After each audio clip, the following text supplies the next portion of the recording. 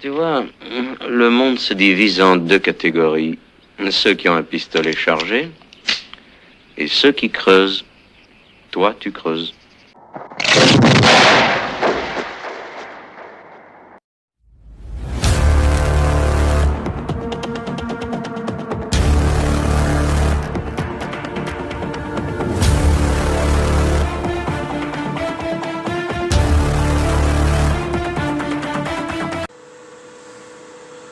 Salut les amis, c'est iNote Ciné. Alors là, je reviens sur un film que j'ai regardé hier, donc je vais vous faire la critique. Je vais faire la critique de ce film. Et comme c'était les fêtes, ça tombe bien parce que c'est un film, on va dire. Bon, c'est pas un film drôle, je vous le dis tout de suite, quoique quelques scènes marrantes. Mais non, c'est un film qui se passe avant Noël. Et donc le film, ça s'appelle Goodbye June. C'est le premier film réalisé par Kate Winslet.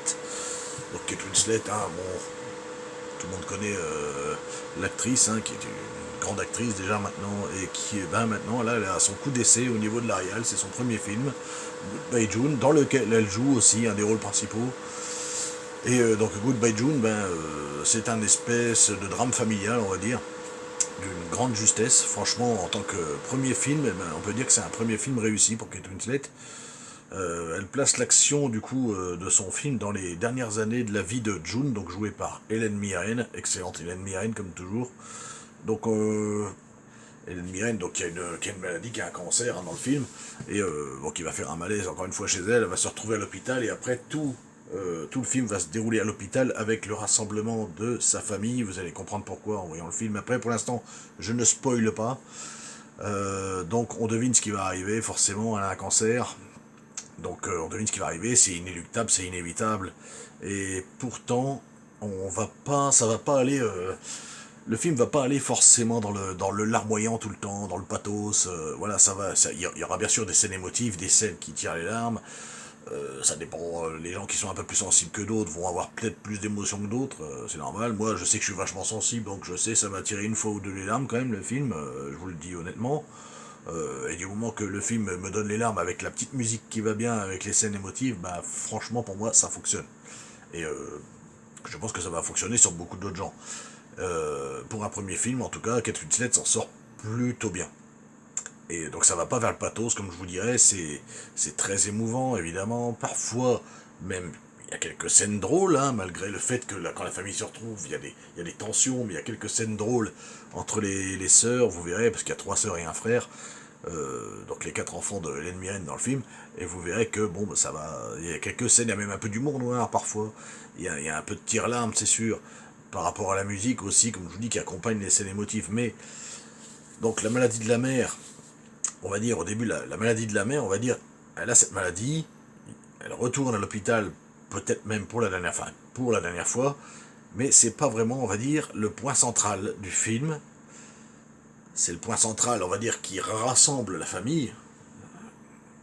Qu'elle se retrouve à l'hôpital, c'est le point qui rassemble la famille, c'est le point central, on va dire que c'est le point de départ, on va dire même. Mais le point central, le fait, c'est que ça rassemble toute la famille. Le point central, c'est que ça rassemble toute la famille. C'est le rassemblement familial pour se dire ce qui va révéler les fractures familiales, les rancœurs qu'il y a eu, les regrets, parce qu'il y a il y a des membres de la famille qui ne sont pas vus depuis longtemps, et des réconciliations à avoir peut-être aussi au sein de cette famille. Donc les personnes sont très bien fouillées, que ce soit Helen Mirren, donc, qui joue June, donc la pauvre dame atteinte du cancer, Timothy Spall, qui joue son mari. Donc Timothy Spall, pour ceux qui ne savent pas, il a fait énormément de films. Pour les plus connus, il a joué Queue de Verre dans la saga Harry Potter.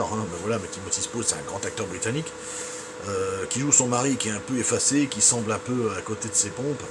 Et Kate Winslet, donc Kate Winslet, qui est la réalisatrice du film, joue une des filles de Helen Mirren, donc la plus grande, je crois, Julia, et qui joue la sœur on va dire, qui a réussi un peu tout dans sa vie, mais qui au final, vous le regarderez en regardant le film, elle a réussi parce qu'elle est riche, elle a des enfants, elle a des sous, elle a un boulot interminable, son mari qui travaille aussi à perpète, et en fait elle se dit, elle a tellement pas de temps pour rester avec ses enfants, avec son travail, voir sa mère, tout ça, donc au final, elle va se dire qu'elle n'a pas grand chose. Au final, vous verrez dans le film, faut le comprendre, quelqu'un qui est très occupé comme ça.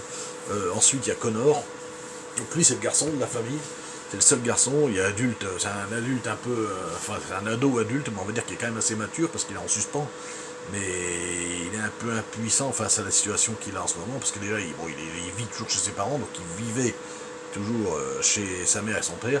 C'est d'ailleurs lui qui a trouvé sa mère au sol avant de l'emmener à l'hôpital. Donc il s'est occupé, il s'occupait de sa mère en même temps que son père, lui qui était un peu effacé. Mais il cherche un peu un boulot, il est un peu perdu au niveau de sa vie professionnelle, de sa vie personnelle. Et, euh, et il a du mal, comme il vit encore chez ses parents, il a du mal à se dire qu'il va perdre sa mère aussi. C'est comme c'est quand même, ça reste encore un enfant presque, on va dire. Hein. Bien qu'il s'en occupe, hein, mais il n'accepte pas que sa mère va décéder. Et voilà, comme plein de gens n'acceptent pas que sa mère décède, hein, normalement personne même. Hein, et c'est grâce à un infirmier de l'hôpital, donc l'infirmier qui s'occupe de June, qui s'appelle Angel, à l'hôpital, Angel va lui parler à un moment donné dans la chapelle de l'hôpital et va lui expliquer que de toute façon c'est inévitable, que lui il a aussi perdu il a perdu sa mère aussi vachement jeune et qu'il n'a pas pu l'accompagner et qu'il se dit que lui il a quand même la chance au final d'accompagner sa mère jusqu'au bout, jusqu'à sa mort, et que ça c'est quand même une chance, il faut être là jusqu'au bout et jusqu'à l'inévitable, de toute façon on ne pourra pas l'empêcher. Et du coup, ils ont une espèce de petite étreinte tous les deux, voilà, donc on devine un peu le sort qui va devenir, on devine un peu ce qui va se passer après avec Angel, donc l'infirmier et Connor, qui semblent être attirés l'un envers l'autre. Oui, parce que Connor apparemment aime les hommes, donc voilà, ça c'est... Et puis du coup, il semble que Angel soit un peu attiré par lui aussi.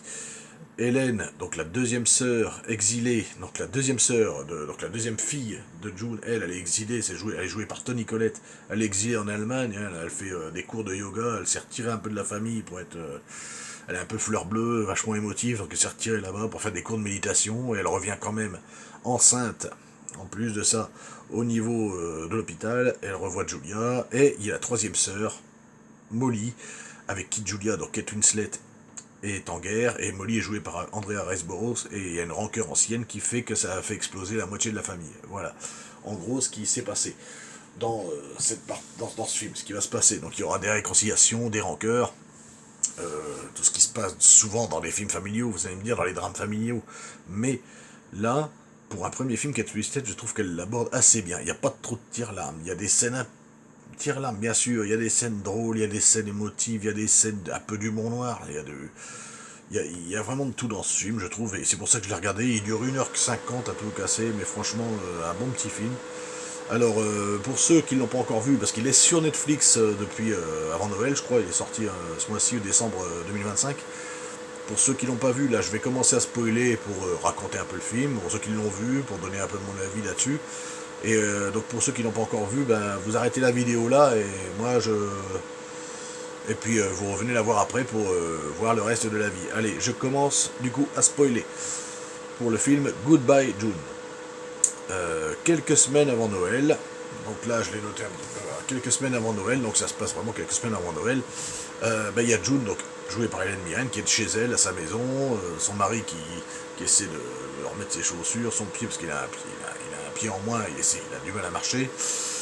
Elle s'effondre chez elle en faisant son thé, et puis bon, elle tombe par terre, elle refait un énième malaise, apparemment elle a déjà un cancer, donc elle retombe, et là c'est son fils Connor qui vit chez elle, comme je disais, et qui va la retrouver par terre, et il va l'emmener à l'hôpital du coup, et c'est à partir de ce moment-là qu'on apprend que son cancer a évolué, et que là, Connor, du coup, il contacte ses trois sœurs, donc Julia, Kate Winslet, Molly, jouée par Andrea Riseborough, et elle se charge d'appeler Hélène, jouée par Toni Collette, qui est en Allemagne, exilée, en train de faire des cours de méditation, voilà.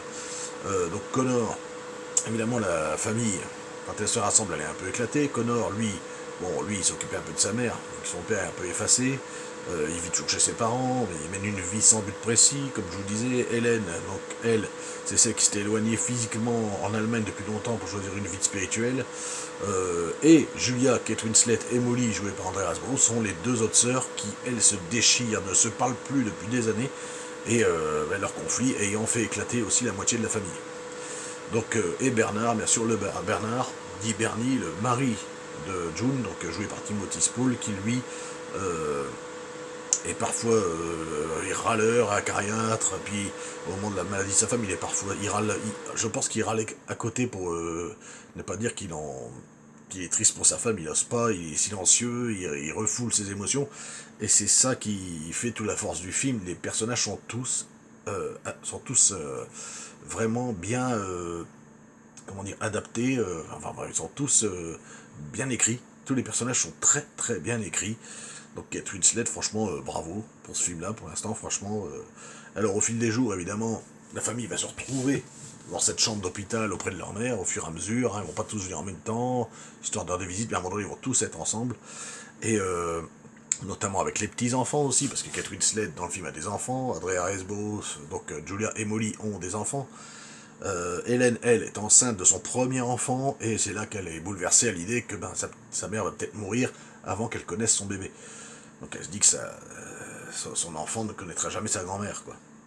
Et June confie alors à son infirmier, donc le fameux infirmier Angel avec qui Connor va se rapprocher, June confie alors à son infirmier qu'elle veut, avant de mourir, que Julia et Molly se réconcilient. Forcément, ça fait des années qu'elles ne se parlent plus, et les deux femmes vont finir, elle va réussir à les faire venir par le biais d'Angel en même temps dans la chambre, elles vont finir par se discuter dans le couloir ensemble, et elles vont renouer des liens, parce que, évidemment, ce qu'elle n'a pas supporté, Molly, c'est que Julia, qui réussissait vachement, elle voulait exactement être pareille qu'elle, et puis quand elle est partie de la maison, elle lui en a voulu énormément à cause de ses études, de son travail, et puis elle lui en a voulu beaucoup, que leur vie était un peu changée, qu'elle était plus dans la merde qu'elle, mais en fait, au final, c'est là que Julia lui dit, ben oui, j'ai réussi, mais au final, regarde, j'ai du boulot tout le temps, mon mari n'est jamais là, je vois quasiment pas mes enfants, parce que j'ai toujours mon boulot, et je vois quasiment pas maman. Donc, et je m'occupe de la santé de maman, je m'occupe de toi quand t'as pas de sous aussi, je m'occupe d'un peu de tout, et au final, je me retrouve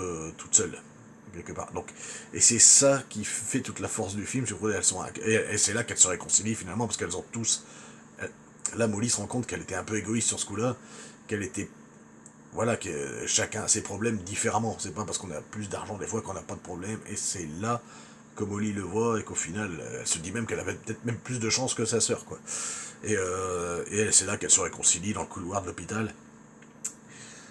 Connor, lui, lui, il reproche à son père son manque d'empathie envers sa femme, parce que c'est quand même sa femme qui va mourir. Et le père, le Bernie, il se sent un peu effacé. Du coup, il va au pub, et puis il est souvent au pub pour boire un petit coup, pour éviter, et puis je pense que c'était pour éviter de voir sa femme mourir, mais en fait il se rend compte que là il le montre pas forcément assez à sa famille, qu'il est triste de voir sa femme partir, et là il va chanter une chanson qu'il chantait toujours à sa femme devant son fils au pub, et puis c'est là qu'il retrouve son fils, et ils vont retrouver sa femme, et là c'est là qu'il se rend compte que voilà, il va quand même devenir un peu plus sensible, vieux, et avec sa femme, quoi.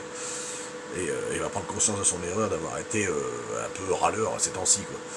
La scène où June, alors il y a une scène aussi qui est super, que j'ai aimé, c'est la scène où June, donc Hélène Mirren, demande à sa fille, donc elles sont toutes les deux dans la chambre, demande à sa fille, est-ce que tu vas m'en vouloir si je meurs? Et Kate Winslet lui dit, évidemment que non, maman, je t'en veux pas, c'est la faute de personne, voilà, c'est comme ça. Et elle a dit, et là qui commence à Kate Winslet lui déplace un peu son lit, il y a de la neige qui tombe dehors. Elle lui montre la neige qui tombe, elle lui dit, j'adore la neige qui tombe, j'aimerais bien si un jour je devais me réincarner, j'aimerais bien me réincarner en neige, je lui dis, elle aime bien, et puis voilà, ça se termine bien, c'est une très bonne scène, vachement émouvante, et la scène où June, ouais, c'est là qu'elle demande à sa fille, et c'est là qu'on voyait la complicité, je trouve, on voit très bien une complicité entre Hélène Mirren et Kate Winslet à ce moment-là dans le film. Je la trouve vraiment très bien, et enfin une scène qui m'a fait un peu pleurer, je vous avoue, parce que moi je suis vachement sensible là aussi, hein, je le dis, hein, j'ai un cœur d'artichaut, je fais le dur comme ça, mais bon, ça peut être dur au cœur sensible, hein, comme ça. Et du coup, comme là Kate Winslet elle pose des questions à sa mère, enfin sa mère lui demande, je vais peut-être pas survivre avant Noël. Du coup, Kate Winslet se rend compte que sa mère va peut-être pas forcément survivre avant Noël. Du coup, toute la famille, du coup, qui s'est un peu plus réconciliée maintenant, se réunit pour faire une espèce de crèche vivante, on va dire, avec le spectacle que les enfants préparaient pour l'école. Ils vont faire ça dans l'hôpital, dans la grande pièce de l'hôpital. Ils vont mettre le lit de Hélène Mirren au milieu. Elle va assister un peu au spectacle, et pendant le spectacle, elle va voir ses petits-enfants, mais elle va mourir pendant le spectacle, sur le lit, sur son lit d'hôpital, va mourir au milieu de la pièce, entourée de toute sa famille, pendant le spectacle, calmement, Voilà, sereinement, elle va mourir, et du coup, bah, la famille va se rapprocher, va être au chagrin, mais elle va être ressoudée. Cette famille, elle va être ressoudée. Et donc du coup, après, bah, on quitte malheureusement cette scène-là, on se retrouve un an plus tard, au Noël suivant, et là, la famille fête Noël ensemble. Connor est en couple apparemment avec Angel, donc l'infirmier de l'hôpital. La famille porte un toast à la fin à June, et on entend la lettre que June avait écrite à l'époque à l'hôpital. Elle avait écrit une lettre au bébé, au futur bébé que Hélène allait attendre. Évidemment, Hélène a accouché depuis, et elle avait écrit une lettre à ce bébé au cas où il ne connaisserait pas sa grand-mère, ce qui était le cas. Donc il lui a écrit une lettre, et puis on l'entend parler, cette lettre écrite, on l'entend, et c'est vachement émouvant. Toute la famille se retrouve, et puis ils se retrouvent à la fenêtre, et ils regardent la neige tomber, d'où le message, la neige tombe, peut-être la réincarnation de June. Voilà, ça se termine là-dessus. J'ai trouvé ce film vachement sympa, enfin vachement sympa. C'est un thème assez particulier, parce que bon, c'est aussi le thème de la fin de vie. Voilà, quand on a ce genre de maladie-là, c'est pas toujours évident. Je suis passé par là, évidemment. Beaucoup de gens de ma famille sont passés par là.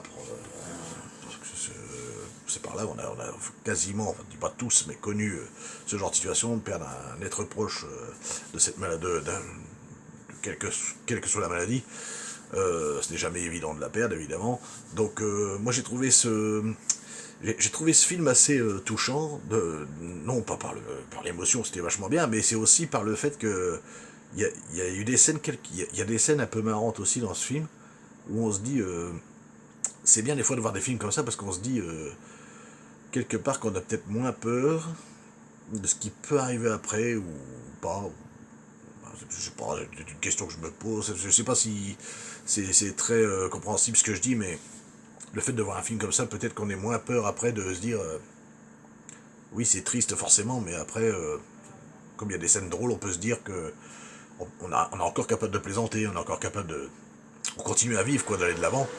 Et c'est ça qui fait toute la puissance de ce film. Et on se dit, bah, que même si nous un jour on doit y passer, bah c'est comme ça, de toute façon on n'a pas le choix, mais disons qu'on n'aura pas le choix, mais disons que ça aide un peu plus à peut-être à attendre la mort, à moins en avoir peur quelque part, parce qu'il y en a qui en ont peur, mais oui, je trouve ça un peu, je trouve ce film assez coordonné là-dedans en fait, je le trouve très simple au final à comprendre, malgré les gens qu'on ait perdus, qu'on peut dire, oui, en fait, c'est pas si... Ouais, on va se dire qu'à la fin, après, ça va être moins dur, peut-être, à supporter, voilà. Que si on perd encore des gens, ça sera peut-être moins dur, alors que c'est peut-être pas vrai. Je suis persuadé que c'est pas vrai, on aura toujours autant de mal à perdre ses proches, et ainsi de suite, mais disons qu'un film comme ça fait du mal, mais ça fait aussi du bien, quelque part. Dans un sens. Voilà, c'est ce que je voulais dire. Je ne sais pas si je m'exprime bien, mais c'est assez compliqué. Mais en tout cas, c'est un très beau film, je vous le conseille. Donc ça s'appelle Goodbye June. C'est le premier film réalisé par Kate Winslet.